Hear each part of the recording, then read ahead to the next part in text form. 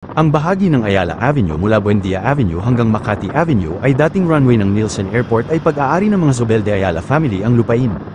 Inagurahan ito noong 1937 at ang Nielsen Airport ay isa sa mga unang paliparan na itinayo sa Luzon.